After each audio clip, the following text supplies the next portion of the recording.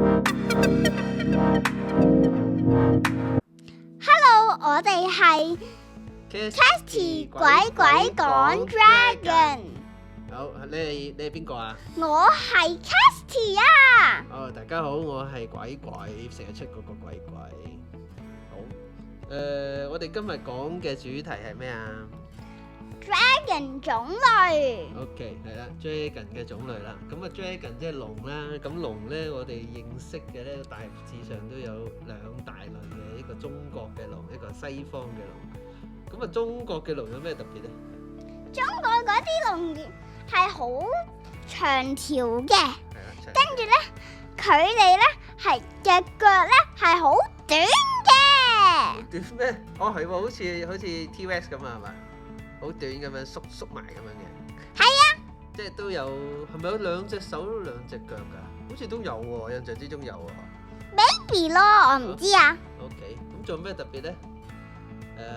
識飛嘅，冇翼都識飛，係呢個先係重點，冇翼都識飛。好奇怪咯。係啦，咁有咩特別啊？有鬚嘅。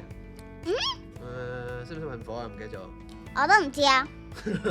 好唔專業啊！我哋。咁仲有咩？咁中國嘅龍仲有咩特別啊？好似冇咯喎，係嘛？係啊，大冇啦致。上係咁啦。咁跟住西方嘅龍咧，就通常咧就有幾類嘅喎。咁有咩類型咧？有一個就係好肥嘅，跟住有兩隻腳啦，跟住咧有一個有四隻腳啦，跟住唔肥嘅。點解肥到唔肥嘅咧？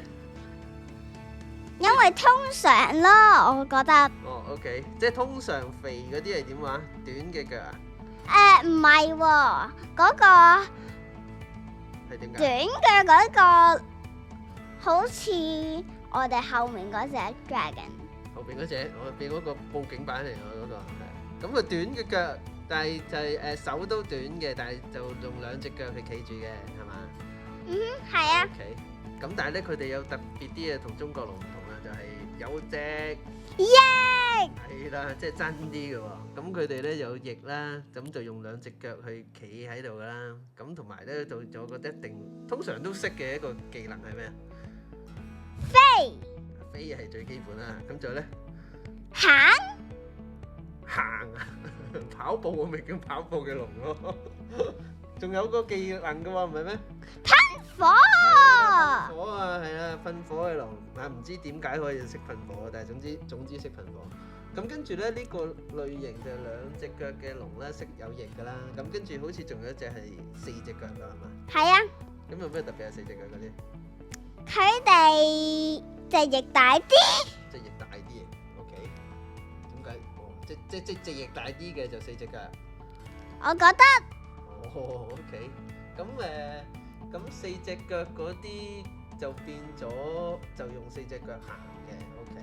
咁有冇啲兩對翼咁樣噶 maybe 有啲 in How to Train Your Dragon 嘅 world 咯。？How to Train Your Dragon 係咩嚟嘅？一套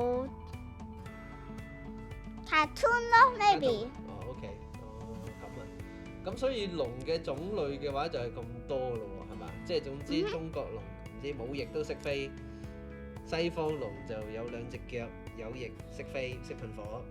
咁跟住四隻腳嗰啲有咩特別啊？冇特別喎，冇特別肥啲。冇咁肥啲啊！你錯咗你。冇咁肥，係邊個肥啲啊？兩隻腳嗰啲龍啊。兩隻腳嗰啲龍肥啲嘅，OK。咁四隻腳嗰啲係似蜥蜴嗰啲咁啊嘛，係咪特別啲啊？可能啦。咁啊四隻翼，咁好似冇咯喎，係嘛？冇特別咯喎。係啊。咁西方龍仲有冇第啲特別龍㗎？我覺得冇咯。冇啦嘛。咁所以咧咪住四隻腳嗰啲識唔識噴火啊？